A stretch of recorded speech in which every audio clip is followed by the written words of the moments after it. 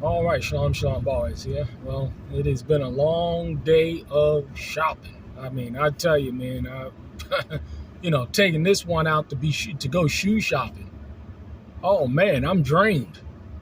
She must have gone through at least 30 pairs of shoes before she decided what shoes that she wanted.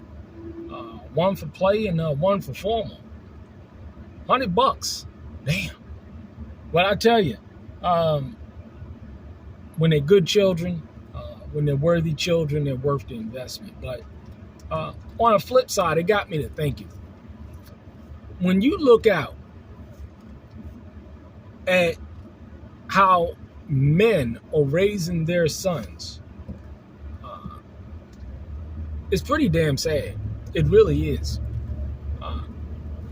Because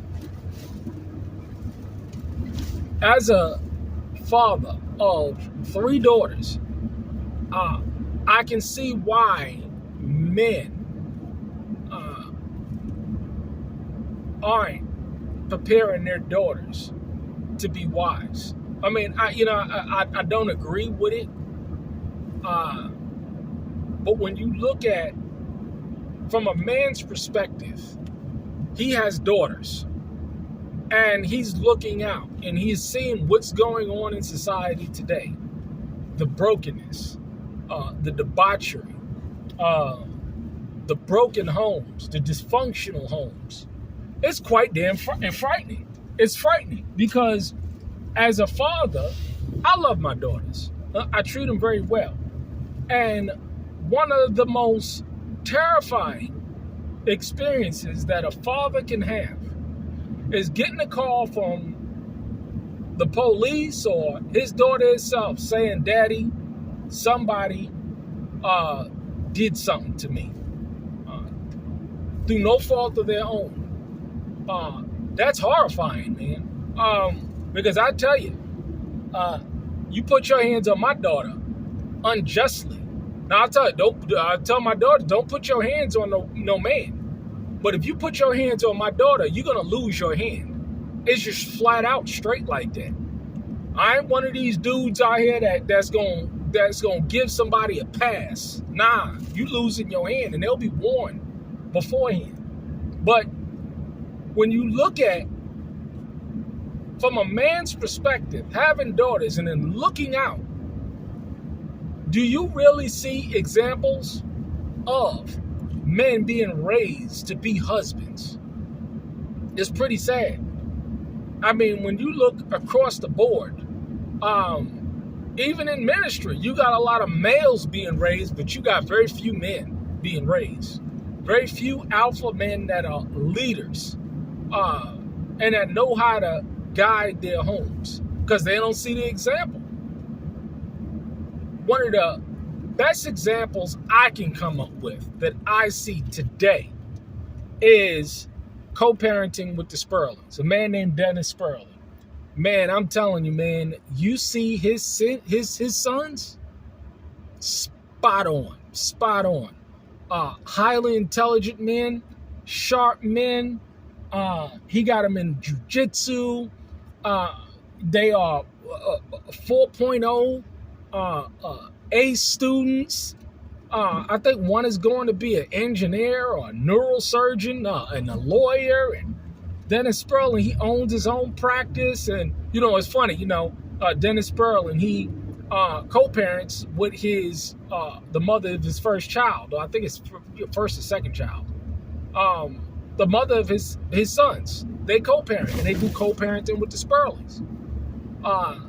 And let me tell you, I'm very impressed and proud of how that man has been able to work with the mother of his child to put aside all of any animosity or anything and raise good sons because, hey, life happens, right?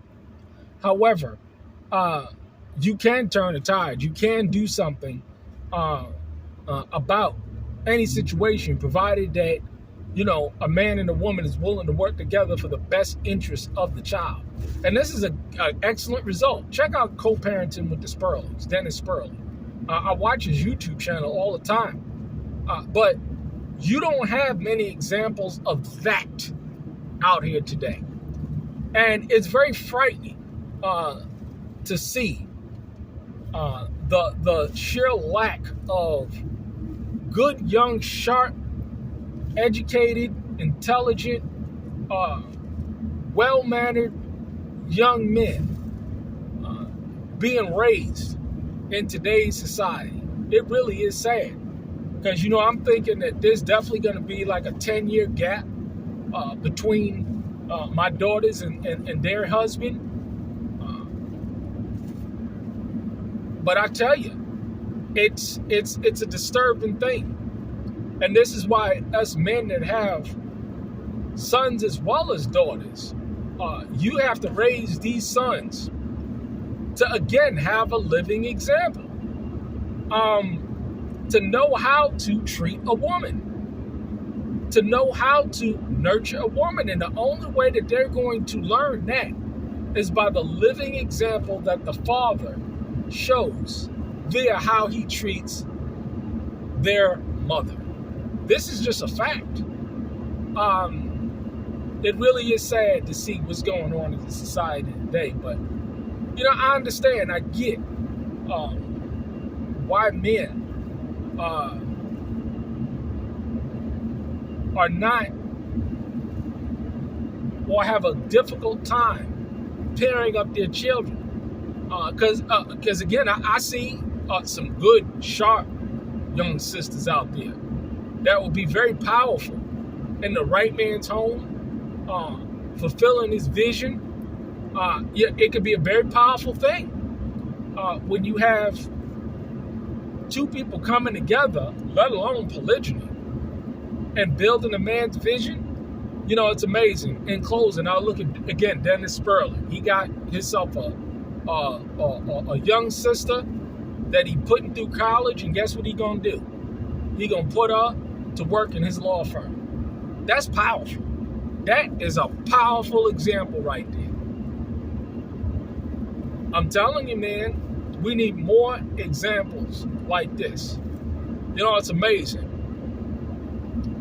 Especially as a man in today's society, because the more accomplished you are, the higher your standard must be. As a man, I really just don't have time to deal with broken women with a whole bunch of, baby mamas and drama. I've done all that in the past. It just don't work. It just don't work. It's a drain. And this is why, from a man's perspective, when you add a woman to your home, you better make sure that she's about the vision. Because the time that you spend repairing her and being a fix-it guy, that's time, energy, effort, resources from your vision. Now you got to repair her. Now you got to spend time fixing her. Me personally, I ain't got time for it. I have zero time or tolerance for it. But this is where we're at. If we can get men, real men with proven track records, to get up with real submissive, obedient, cooperative women, man, it would be a powerful thing. It ain't nothing like being in a position to offer a woman a home, a business, clientele. All she got to do is just follow up and follow through. But hey, man, we all jacked up today. We are all jacked up. But the only way that we're going to correct this stuff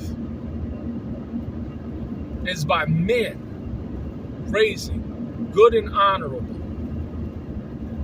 sons and daughters. It's the only way we're going to fix this problem. Look at the shit out here today. Look at all this shit.